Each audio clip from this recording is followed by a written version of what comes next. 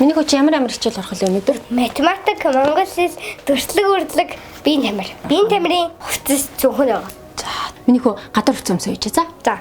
Хүүе ханаа. За басаараа цагчи эзүүдлээ. За хүртэл. За аачих юмдах.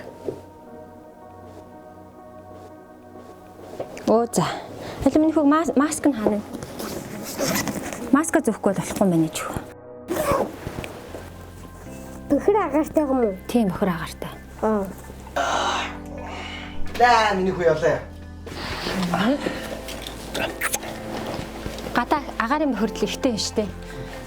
Аппликейшнаа шалгаж агаад маска зүгээ гарахгүй болохгүй шүү. За. Эм чи хийснийг санаарай. Эм чи хийснийг санаарай. За яа явчих. За баяртай.